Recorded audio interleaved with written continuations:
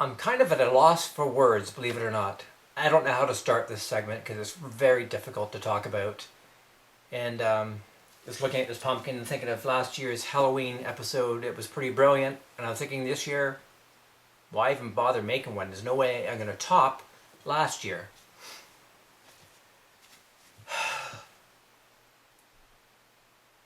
I never thought I'd be talking about this in this episode for fall and Halloween for 2019.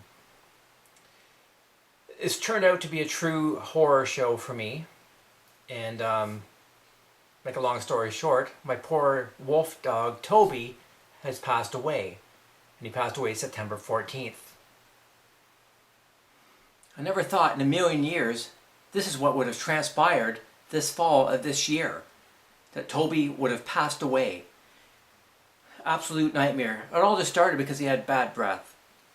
And this is a bit excessive, so I took him to the vet, thinking he was going to get his teeth cleaned.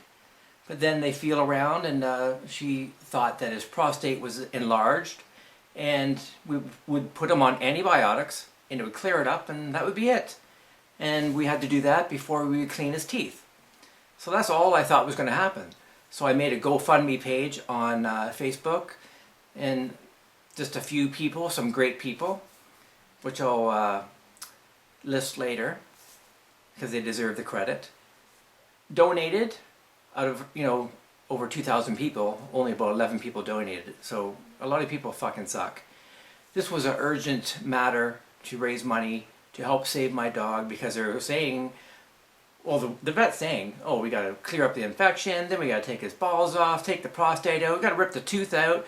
All these things, oh, better have an ultrasound, an x-ray, and, they're just basically seeing me as a cash cow, me and Toby. It's like, cha-ching, cha-ching. I don't think so. See, it's really sad when you go to a vet, they just want to extort all kinds of money out of you by throwing all these procedures at you. I can understand, yes, if you needed it, sure, you would do it. But she felt the prostate, stuck her finger up Toby's ass. Lucky for Toby. He had a little fun there. I don't know. But she says it was a prostate. Oh, we better have an x-ray. I go, what the hell for? You just said it's a prostate. You said it was swollen. You said it's probably infected. Now you want an x-ray and ultrasound, which is like another $350 for the x-ray, probably another $500 for the ultrasound. Yeah, just to say the same thing, I don't think so. Give me the antibiotics, we'll try that out, see what happens. So I tried the antibiotics, giving it to Toby, and didn't do a damn thing. It made him actually worse, it seemed. So I stopped that pretty quick. And so the blood work came back because I did get a blood test, and it said the kidneys were failing, which is a horrible news because my previous dogs died of the same thing. So once the kidneys start failing, unfortunately, there's nothing you can do. I learned after. So they're telling me, well, you could take him to Guelph. It's a city here in Ontario, Canada, where a veterinarian university is. And they could do all kinds of tests, see what they can do. And I'm thinking, okay, well, this might help. So I increased the level of amount on my fundraiser page, thinking, well, I really need a fundraiser now, because this is really going to be outrageous, and it's my only chance to possibly save him. No guarantee, but I had to do it for Toby's sake. And sure enough, no one helped me out. No one had a heart. No one gave a shit. And some people even complained that I would even ask for money, saying, oh, you should pay for yourself, don't have a pet if you don't have the money. Like, just really rude, ignorant comments at a horrible moment in my life and Toby's. So the first visit alone was $500 just for a blood test and a finger up the ass. Unbelievable, not mine, Toby's. And then to do all these tests in Guelph, which is a university, they should be paying me to having the free specimen there for the students. But no, they wanted to charge $4,000 to $5,000, $6,000 minimum to do tests. I don't fucking think so. Who the hell has that? And what gives them the right to charge such an outrageous amount of money, especially when it's a school? Like, this should be, do they care about animals and people's feelings and animals' feelings and their health? I don't think so, not when they're charging that much. Pretty outrageous. So I was just freaking out, trying to get money donated from my Facebook page, donation page, and just no one gave a fucking shit. yet they donate to birthday parties and other stupid crap. It was just so insulting. And for people to put rude comments towards me for trying to save my dog, like, unbelievable. Just absolutely sick. So anyways, the school in Guelph, luckily, and I respect the fact that they were honest, said by the looks of the blood work, they wouldn't be able to save him. And that was just heartbreaking. And I'm thinking, fuck. It was just horrible. Here I am thinking it's just a bladder infection or a prostate infection, which would be cleared up in a week or so. It turned out to be worse and worse and worse. To find out, oh my God, his kidneys are failing. It's going to cost thousands of dollars to fix. And then to find out they can't fix. And the only end result is death, because you look up online, no dogs ever recover from kidney failure. They're doomed. And I'm just thinking, look at my poor dog going, you're not even old yet. He still jumped up in the bed, still ran around. His eyes were clear. He didn't act or look like an old dog to me. Was not his time. Does something happen to his kidneys? He did get sprayed in the mouth by a skunk, which apparently wasn't the reason for it. And I did a pee test to make sure he didn't have listeria, I think it's called, which is caused by skunk in raccoon urine. And that test proved that it wasn't that.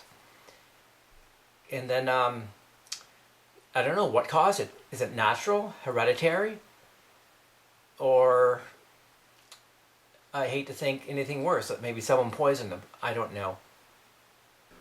Why do I mention poisoning? Well, I had a guy here I had to kick out. Some black guy moved in. And the first day he moved in, he thought Toby was on his bed and wanted everything washed, thinking there was a little dog hair on his pillowcase. There was nothing there. Brand new fucking clean sheets and everything else. I'm thinking, holy fuck, what's this guy's problem? So he obviously had a problem with dogs. And then I cleaned everyone's rooms here. I opened the windows, shut them whenever the air conditioner is on or off, air the house out, check the garbages, make sure they're not fucking up my furniture, that kind of things. So he's like, oh, you're snooping in my room, you're moving my stuff. Total bullshit. He's totally paranoid. There's nothing in the room anyways for him to be worried about. So what's he fucking worried about? So he's like some paranoid, schizophrenic fucking weirdo. And then even one time he goes, well, how do I know you're not poisoning my food? Well, for one thing, there was no food in his room. And who the fuck would even think that? Unless you have poisoning food on your mind. He better not have fucking did that to my dog. Because I know for one thing, there's no way Toby should have died that soon in his life. He just didn't act like an old dog. So I hate to think that this guy did something. So I looked it up, poisoning dogs, and I even asked a vet. I think the symptoms would have acted or appeared a lot faster and quicker, which I hope, because I hate to think that someone did that to Toby. And man, he did get sprayed in the mouth by the skunk, and Toby's always licking the piss of other dogs off tree trunks, and I get mad at him going, stop doing that, you're going to get sick. And that could have done it. I don't know, but unfortunately his kidneys were shutting down and everything was shutting down. I couldn't do a damn thing about it, and he starts deteriorating in front of me, stops eating and drinking, and they say old dogs lose their appetite when their kidneys shut down. That's not necessarily true. So yes, Toby did stop eating and stop drinking out of the bowl upstairs, only drank out of the bowl downstairs. And I thought, man, this sucks. So if you continue to try to feed your dog the same food, yes, you would think they lost their appetite. But no, I gave him chicken breast. Ate that up like candy. The next day, didn't want anything to do with it. Then he wouldn't eat, still wouldn't eat, and I'm thinking, what the hell's going on? A dog refusing chicken breast? That's impossible.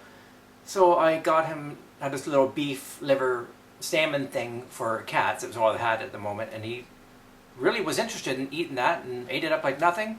Next day I tried to give it to him. Didn't want it. No interest. So hungry one minute, not the next. I was going crazy. So then I bought some liver. Cooked that up. Man, did he love eating that. So yeah, there was no loss of appetite whatsoever. Just doesn't want to eat things that he ate previously, because he's probably thinking, I ate that yesterday, I feel like shit, I'm not eating that again. So I think this is really, they're very smart. They're smart to do that. They realize something they're eating is fucking them up. Don't eat it again. So they're not necessarily, so they're hungry. And every time I introduce something new, so when he refused the liver, I was like, oh my God, it's pointless now, because what dog is going to refuse liver or chicken breast? I was just running out of options. And he was just smart. Don't eat it because I feel like shit. You know, I got some pictures that I took. You'll see right here. This is before I gave him the liver. And just after I gave him the liver, man, he was a different dog. He perked right up, and we actually walked around the block. Walked around the block. Liver is a miracle food. 15 minutes later, after eating liver, that bought him 2 more days of life, easily, at least. So anyways, after not eating liver again, I just started blending up all kinds of stuff and syringing it into his mouth, making him eat it. Same with fluids. Like, there's no way I was going to stand by and let him starve to death. So the evening that I gave him liver was September 10th, a Tuesday night. And bought him a day at least. And then by me syringing blended up food into his mouth and water, it definitely sustained him a bit. And actually it seemed a bit happy there, because his body temperature was risen and he's breathing through his mouth, which is normal for a dog when they're regulating their temperature. And so I thought, man, this is working. And so many times I had false hopes. It's just awful. Just really, in reality, nothing was going to work. But I was damned not to try. I was going to try my best. And Toby appreciated it. He did not want to die. I don't even know if he knew he was dying. He just knew he felt like crap, and to avoid certain foods, and to... The poor guy must have been scared out of his mind, wondering what's happening. Because by Thursday, which was the 12th, he was really, really super weak and not feeling too great. And I'm thinking, okay, this is it. We can't prolong this anymore. So I booked to have him put down on the 13th, which I wasn't really aware of. They said, okay, we'll do it on Friday. I'm thinking, okay. And then I realized it's Friday the 13th. And I'm thinking, there's no fucking way I'm putting my dog down on Friday the 13th. And how weird that I'm doing a Halloween show talking about this, right? My life is a real horror show. Don't have to make anything up. I said, there's no fucking way I'm doing that. So I just kept getting food and water into him. I said, no way, I gotta keep you to get past this date. I'm not even superstitious, but just in case, right? I'm just not having that happen on that day. And then that evening, so I booked it for the next day, for the 14th. I was gonna bring him in, and amazingly, my ex-girlfriend, who was with me at the time when I found Toby in 2011, came all the way from Sudbury, came to Najuan to see Toby, and I thought that was fantastic that she did it. I know it would have been difficult because we went through a lot of bullshit the past few years. But you know, when in a situation like this, in a time like this, you put away the bullshit, grow up, and do the right thing at the right time. Yeah, so that was really great for Toby. You know, he wasn't feeling his best, but that was a great thing for Toby to have Kim come down. Now, I don't think he recognized her at first, but at one moment I think he did clue in, because he's a little preoccupied with not feeling too good. But I think there was a moment where he did clue in. I thought, what a great moment for Toby, and that was great. And I respect Kim a lot for coming down and doing that. And Janet was here too. We're all around Toby. And that evening I slept on the floor with Toby. That day, every time I wasn't by his side, he would actually bark, wanting me to be near him. And he'd lift his head, looking for me all the time. It was absolutely heartbreaking. And that's, here he is going through this, and all he wants is to know that I'm by his side. So yes, I slept on the floor beside Toby. And thank God I did. And in the middle of early in the morning, I see him, he lifts his poor little head. It was so weak, and he could barely do it, but he got all his strength up to look, to make sure I'm beside him. It was just like, that's love beyond belief. Like, this is, it's just, But you got to realize I was all he had. I was all he had in the world. And damn right I was going to sleep beside him.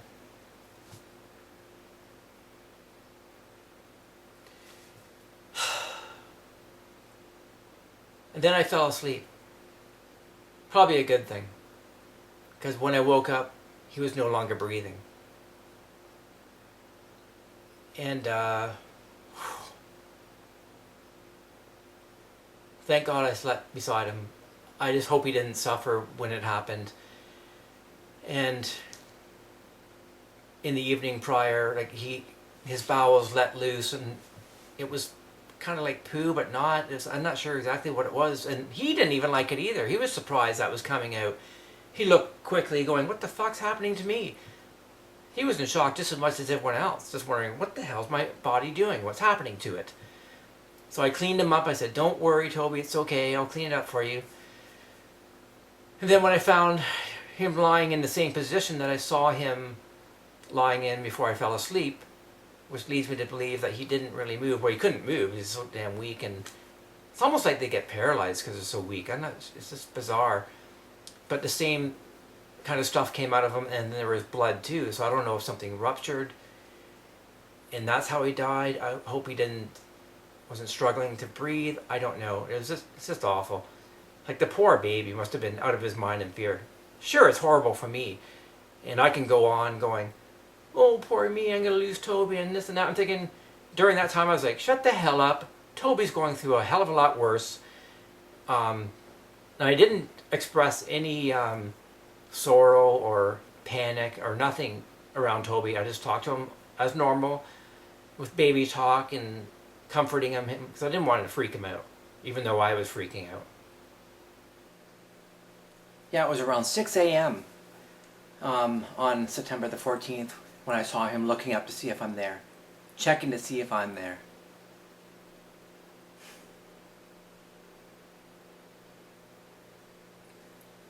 There's no word to describe that, how beautiful that is.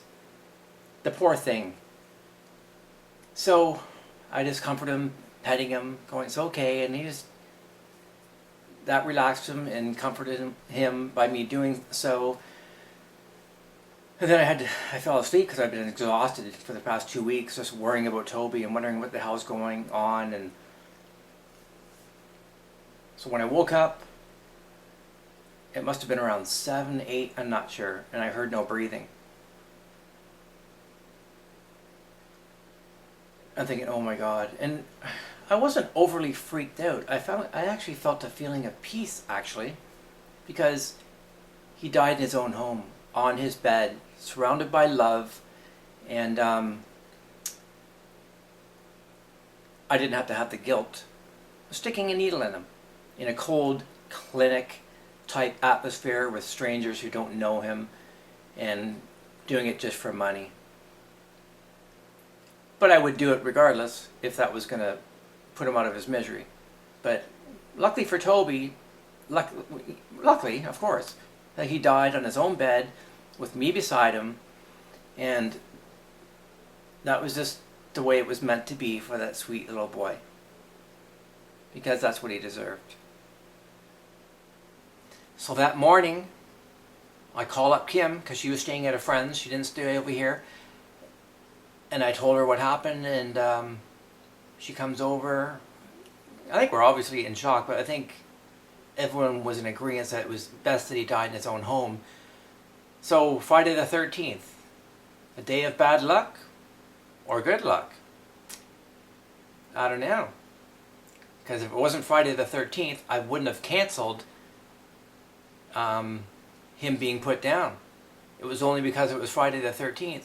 And by me canceling, it allowed him to see Kim again, and allowed him to die in his own home beside me, and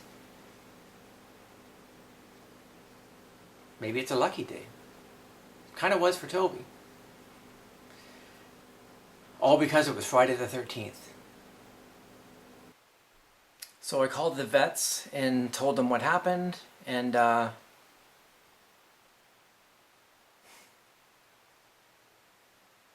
they say, "Well, You can call up the crematorium and they can come pick him up. You think they would have said, oh, don't worry about it. Just bring him on in. We'll take care of it for you. It's an awful time for you. But no, they were like pissed off. No money for them now. Can't make money putting him down now. So he was just useless to them. Fucking assholes. So I called up a different veterinarian place who I talked before. They were quite nice on the phone. And we brought them in there instead. Kitchener South Veterinarian Hospital were the assholes that didn't give a shit. Kind of pissed off that he couldn't come in to put him down. So we brought them into this other place. They were very nice. And for a while there, I basically said, it's a private cremation. Do not want it to be with other animals. And no, we don't want to earn and all that kind of stuff they try to sell you. So we paid for it. And then I called the cremation place, this is in Guelph, Ontario, Canada, Gateway Memorial, saying I'd like to be there for Toby, to put a little blanket on him, some flowers, because there's no way he's just going to be thrown in an oven without any love. I don't fucking think so. And yes, and I will be there for you, Toby, during that awful moment, even though I totally disagree with cremation, as you would have noticed in the summer episode of Road to Rock, episode 4, which you'll see lots of Toby in there, actually. So anyways, Gateway, they called me up going, oh, I just want to confirm that it's a private or communal, because they say that you paid for the communal, which means burnt up with all kinds of other animals and didn't throw it into some fucking community garden. I was fucking pissed. So much for... I couldn't believe they fucked that up. I called them, bitched them out going, how do you fuck that up? It was supposed to be a private cremation. And I don't care if you gave me the wrong price for it. That's your problem. So they eventually agreed and, oh, we'll absorb the cost, the difference, they said. Yeah, I think so. So as I did for my mother, being there for the time she was cremated, I was damn well going to be there for Toby. Especially when his main concern during his horrible ordeal was whether I was beside him or not. And so I went there and, well, first of all, there's no way I'm going to have him just thrown into an oven. I was going to put his little head on this pillow. So I bought 2 of these, actually. One that I would keep in for memorial. And this pillowcase, I filled it. And got the little tassels, pretty regal looking. As you can see, it's pretty cool. And I didn't buy any store-bought flowers. I went and picked these. And just some natural weeds, some goldenrod, some purple, whatever, this thing. All just weeds growing on the side of the road. And this leafy, viney thing was very cool, I thought, too. And wow, I'm not going to find something like that in a flower shop. Pretty nice. And I took some photos of Toby with this laying beside him. And he looks so beautiful.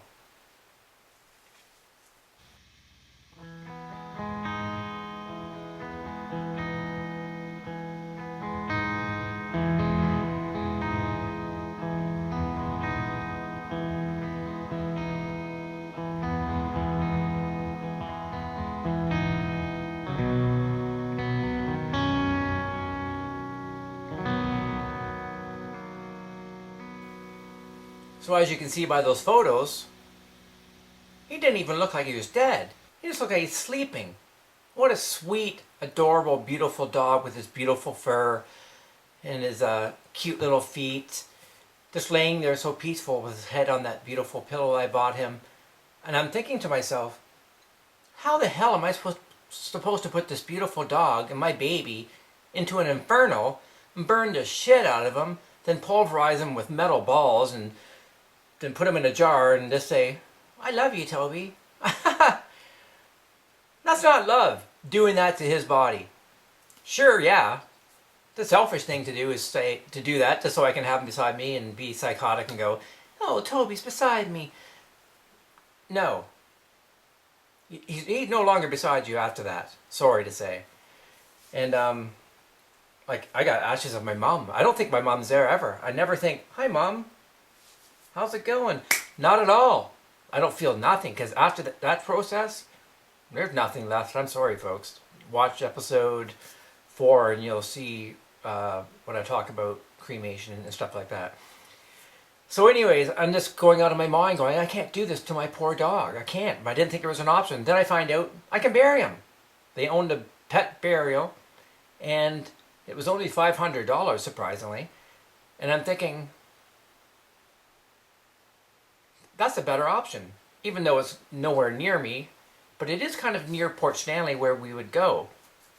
It's in between Tillsonburg, Ontario and Port Burwell. So on my way, I can take journeys to Port Stanley, stop and see Toby, or where he's resting. And he can rest and be laid to rest as is. His skeleton intact, his beautiful fur on him. And then I started having trouble with that idea. So just by knowing how he always wanted to be near me and beside me, and here I am going to dump him off in a hole in the middle of fucking nowhere. I'm going, oh God, I can't do that to Toby. I can't burn him up. I can't put him in a fucking hole. I don't want to do either. I just want him alive. I don't want him fucking dead.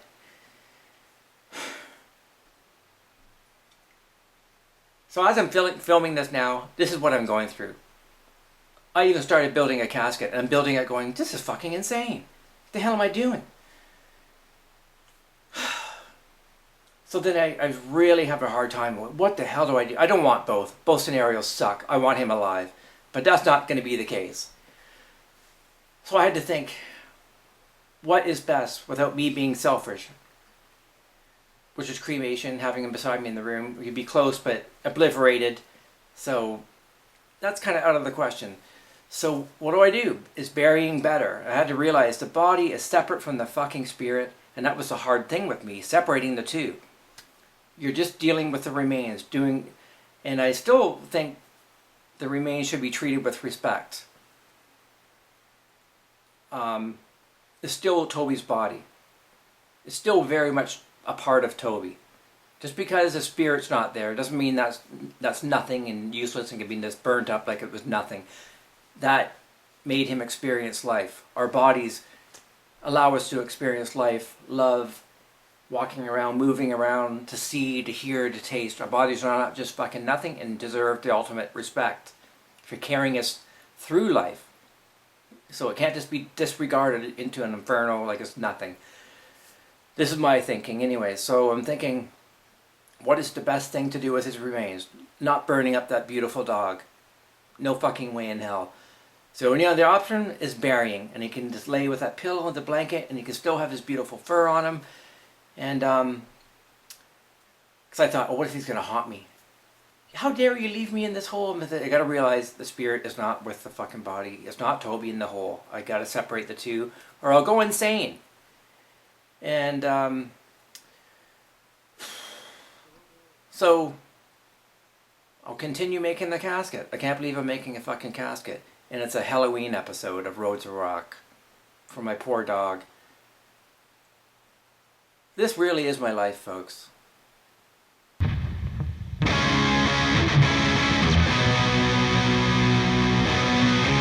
So here's how I made the casket.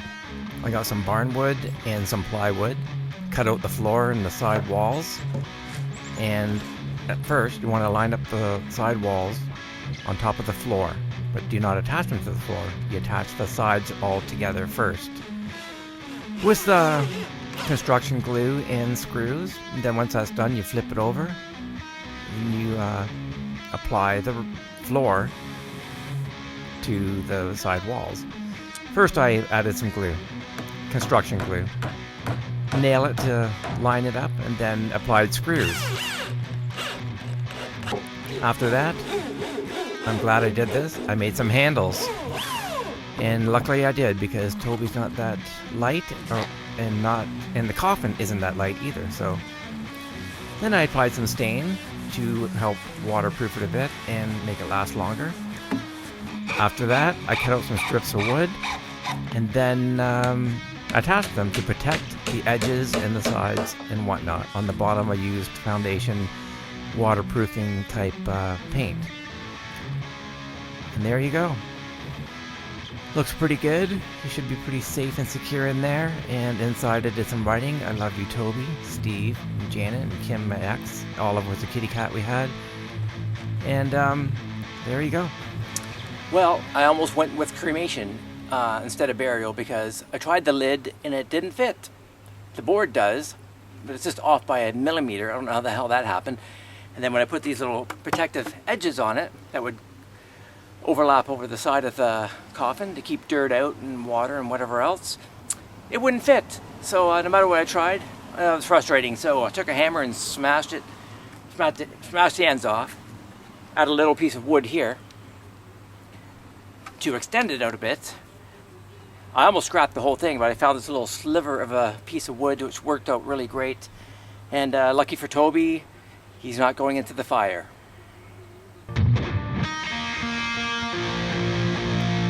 On October 10th, 2019 is the day I went to bury Toby, and lucky I got that casket done in time. Here's some wildflowers that I picked on the way down to Sandy Ridge Pet Cemetery. And I bought these patio stones to line the bottom of the grave. And here I set up Toby's coffin with a little doggy bed, a nice pillow, his teddy bear, my unwashed t-shirt. And here's Toby. He looks a little stiff, not because of just because he's dead, because he was frozen. He was in a freezer for a couple weeks, unfortunately. But luckily, it kind of helped me maneuver him around, and here I am applying my used t-shirt over top of him, and then a blanket.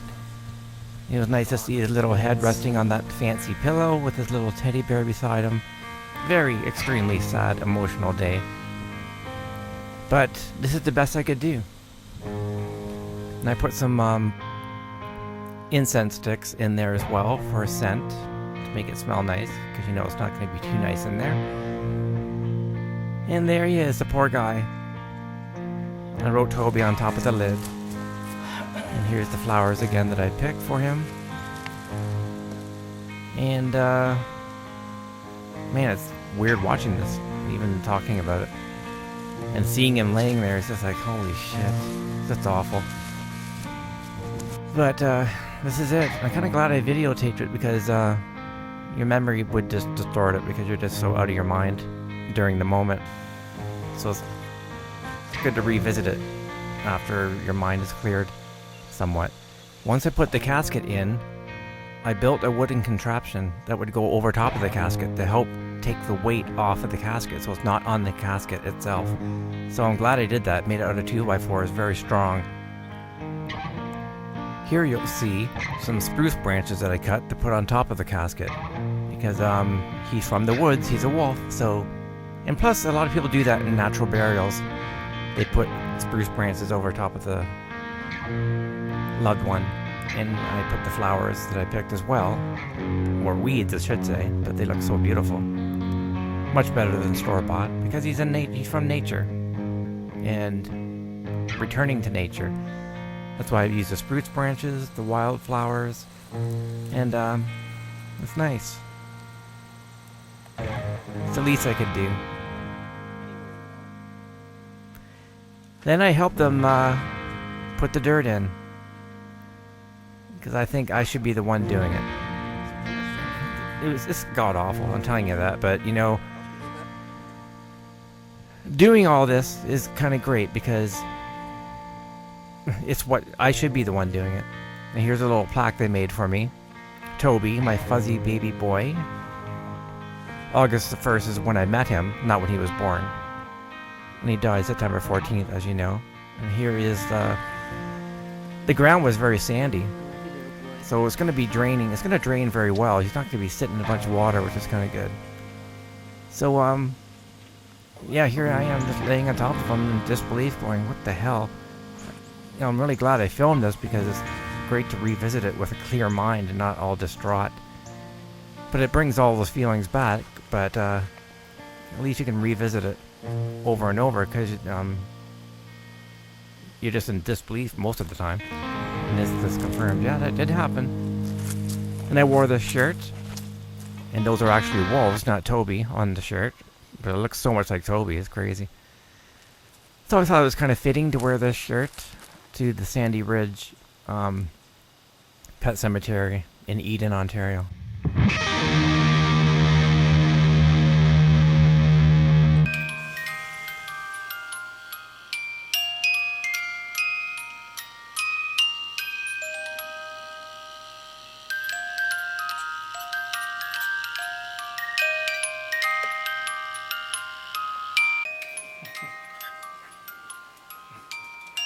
Hey, my little memorial table display for Toby. His ashes were going to go into this vase here. If I did cremate them, then I luckily discovered you can actually bury them at Pet Cemetery. So I did that instead. So yeah, I got this little bunny here because he used to like chasing bunnies and killing them, and every other furry critter could get his mouth on. Man. It's funny how dogs can be so sweet, but when they see something innocent and furry, they want to kill it. Same with cats. And here, you may recognize, as I mentioned earlier, and from seeing Toby in his casket, this is a replica, not a replica, it's a double, of the pillow that his poor little head is resting on in his casket. So it's kind of nice to have it. So there's a little connection there, you know, so I keep it here. You do whatever you can.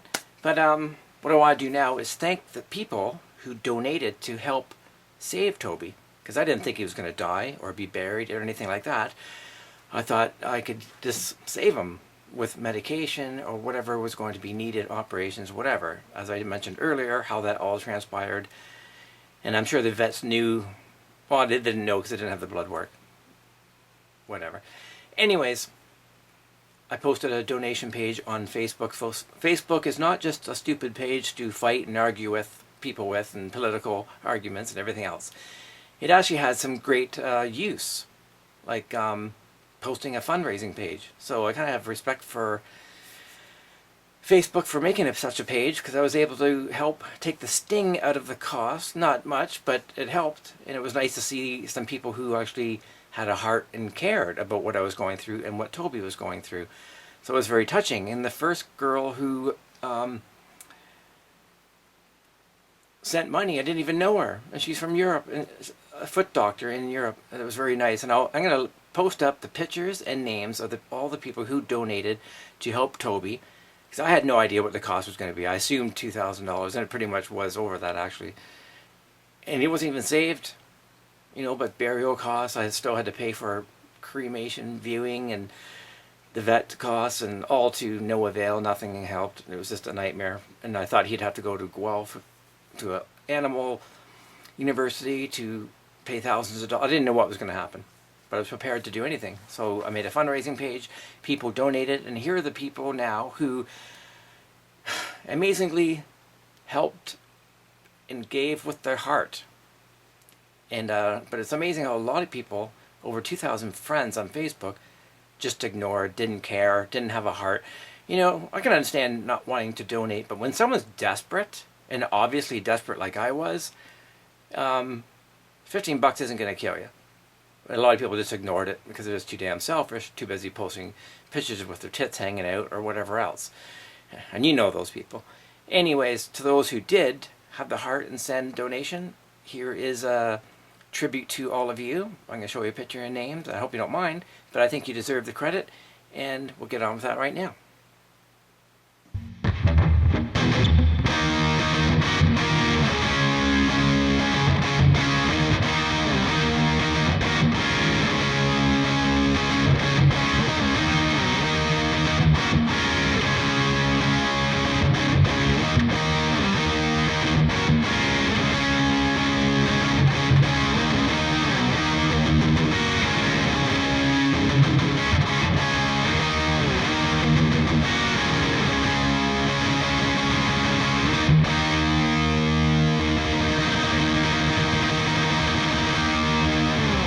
Tell you, watching back that footage of building the casket, me talking about Toby dying, burying Toby, just seems so bizarre.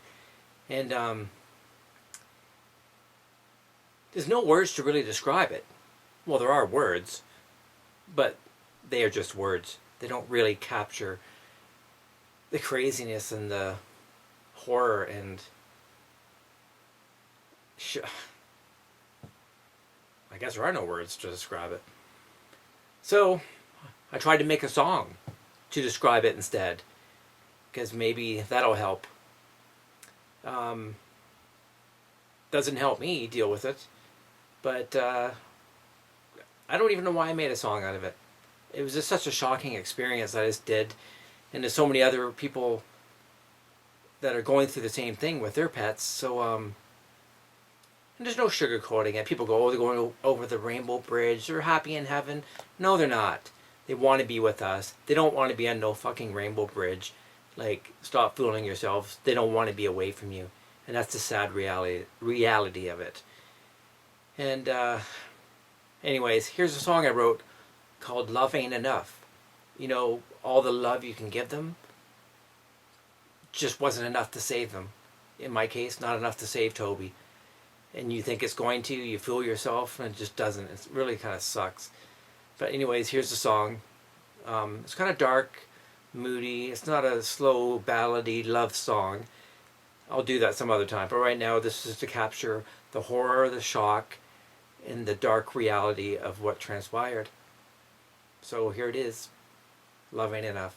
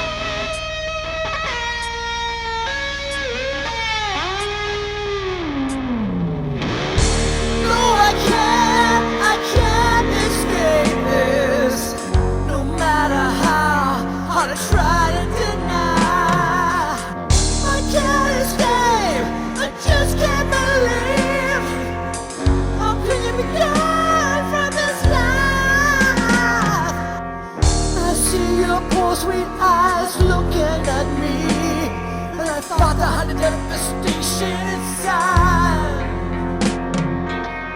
I know you were scared, and damn right you should be. I thought my love could save you, but I was living a lie. Your love ain't enough.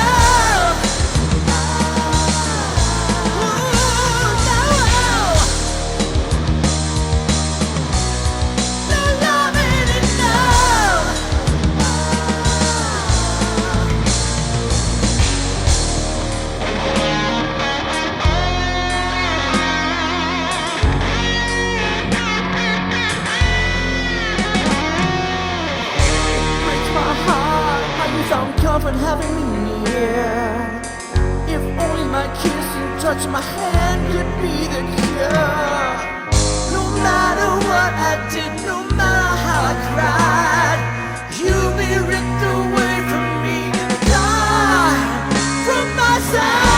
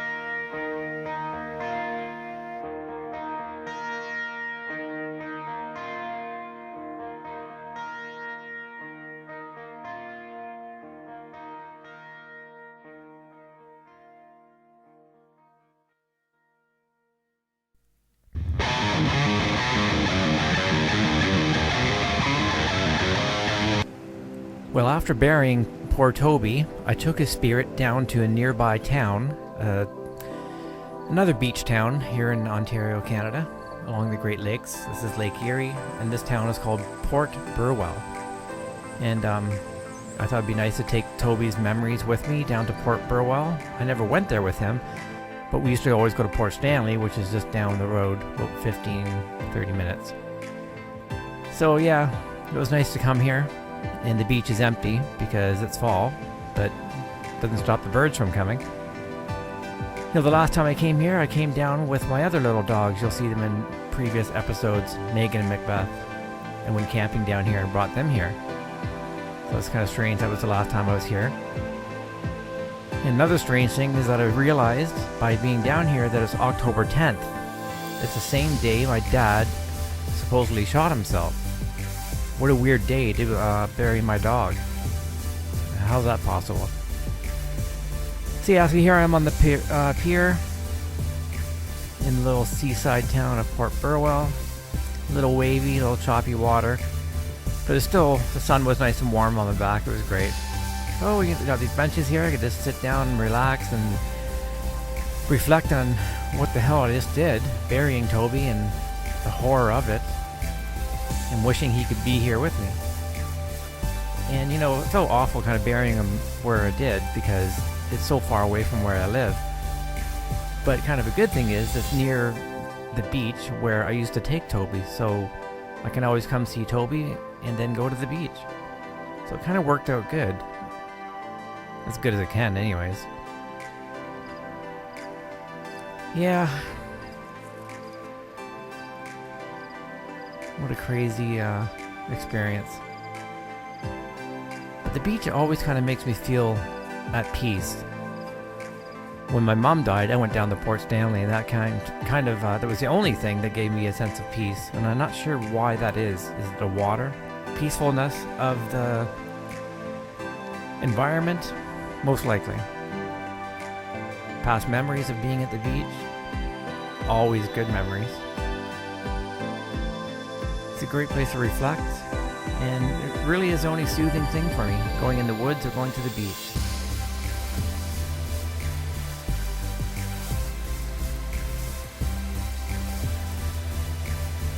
Yes, it's just nice to walk along the sand, hear the water. And it's nice that no one's here, actually. All to myself. Just me and Toby. You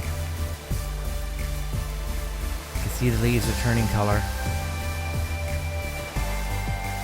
And the sun is setting. Beautiful sunset. Get a nice light from the sun. But it just kind of reminds me of death again. The sun's dying over the horizon. Now it's going to take a long time to get over this. I never really get over anyone's death. And why should you? But it is a beautiful sunset, and it was a nice day to bury Toby.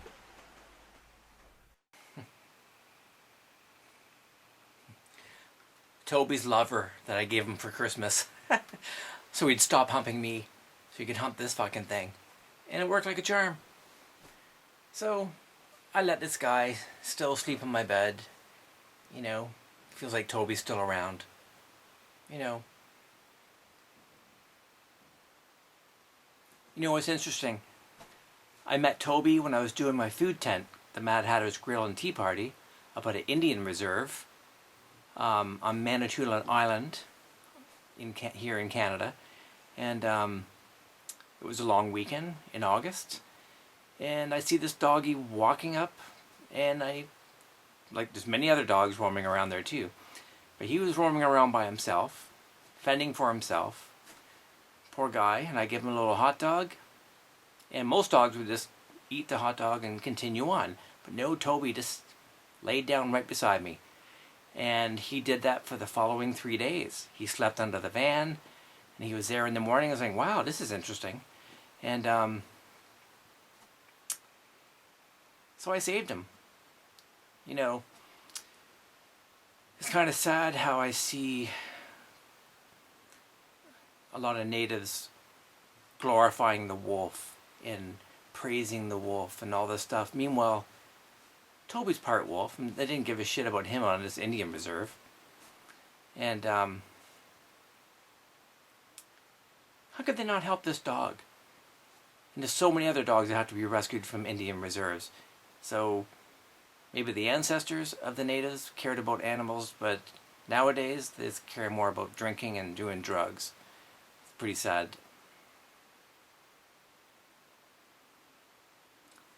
So on the third day of this weekend, this long weekend, where I'm doing my food tent at the powwow, it's time to leave, time to pack up. And I'm thinking, oh geez, how am I supposed to leave this poor dog? You know, the story is that his owner died, and the poor guy, Toby, had to roam around and fend for himself, eating out of garbages, hunting seagulls, and who knows what.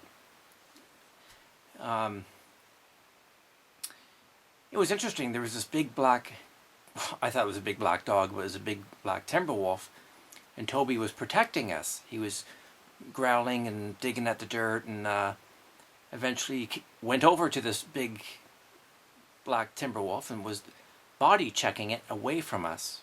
He was about 300 feet away, and he was body checking this dog away from us, making sure it wouldn't go near us.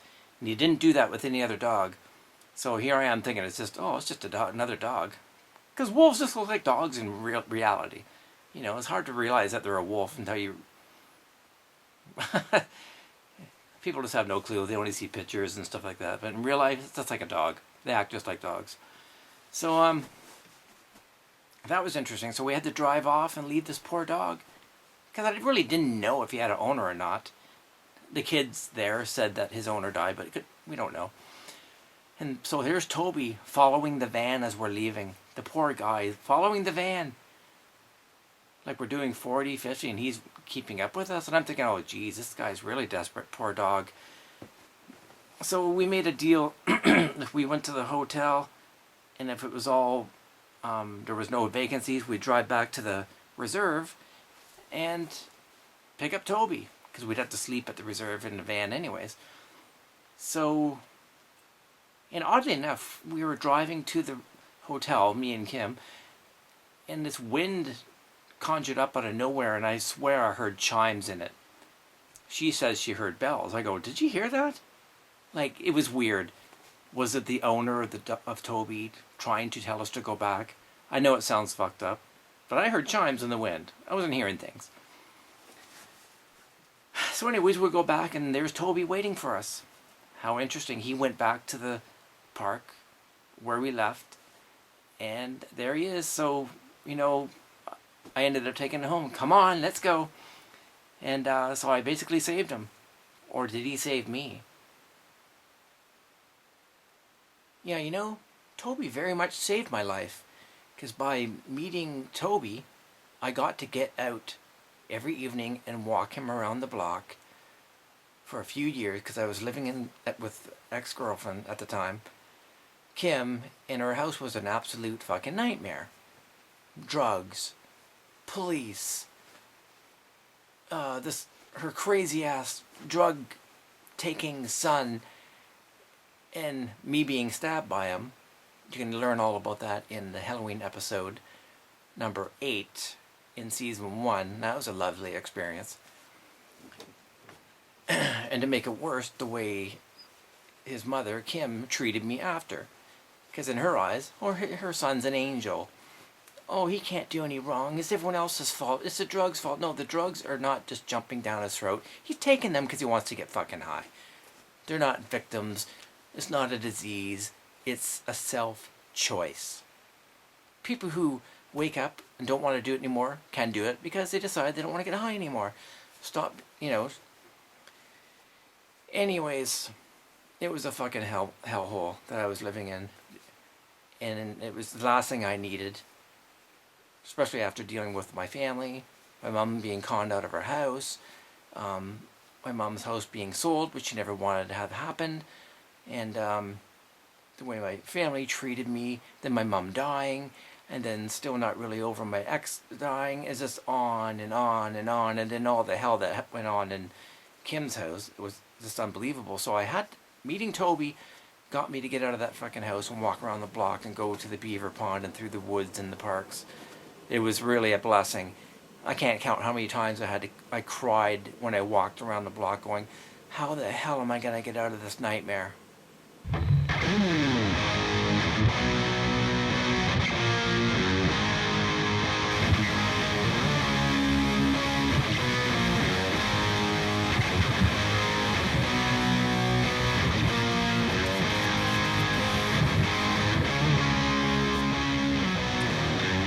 Just doing some staining of my decks that I built.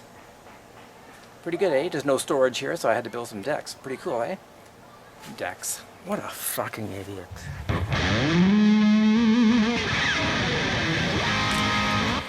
Hey, doing some touching up on my sheds here. Staining the walls, waterproofing them, making them look a little better.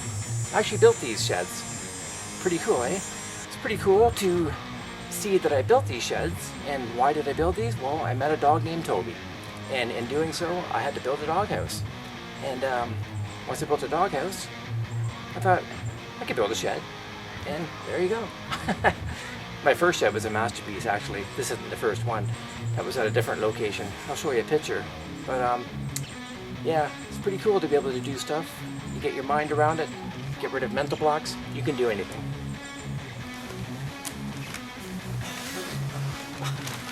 And this is Toby's doghouse that I built.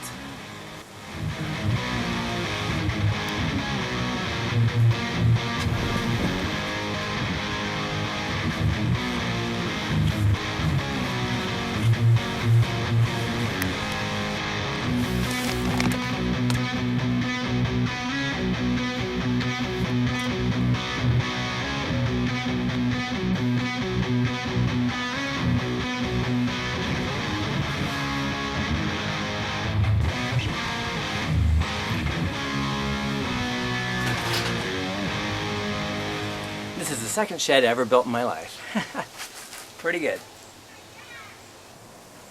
So this is mainly built for storage, and I put a nice shelf in here, and I can put all kinds of stuff in here, as you can see. Pretty great. Just awesome.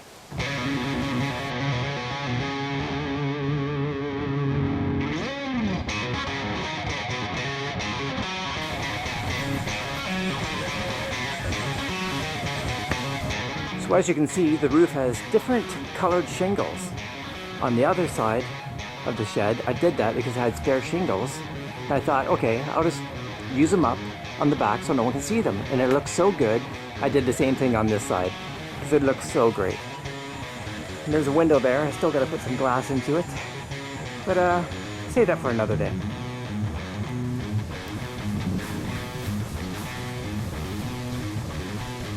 Even the lawnmower has its very own shed.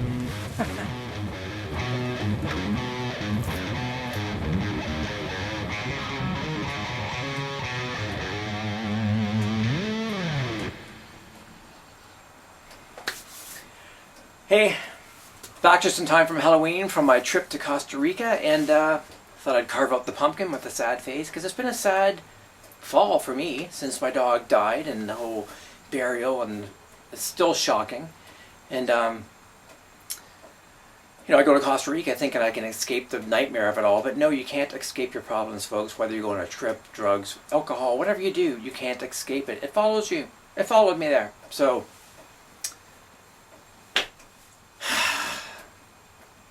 I used to always wonder why my mom took off to Hawaii and Jamaica soon after my dad died. I thought that was very suspicious and strange.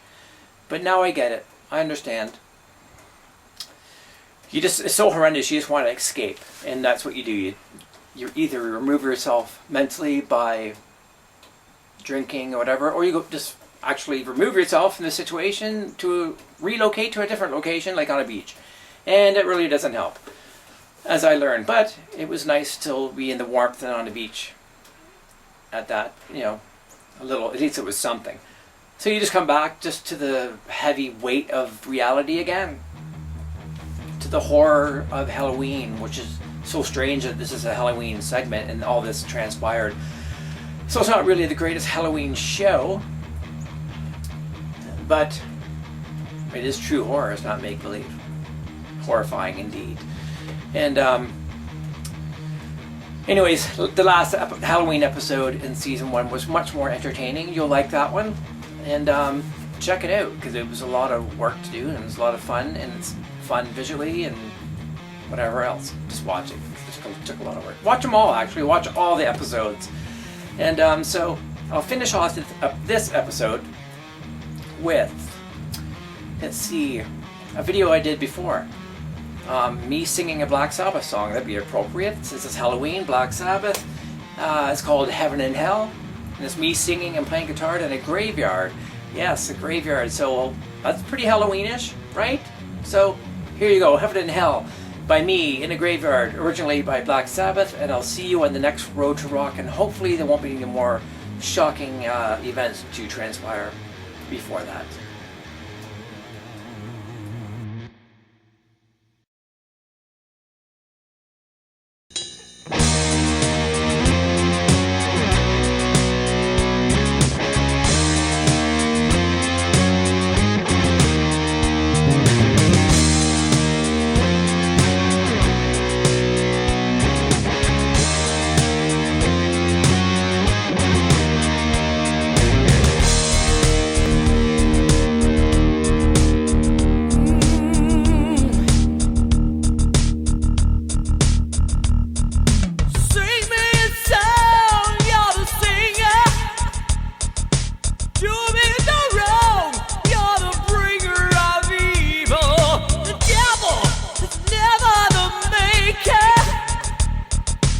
Let's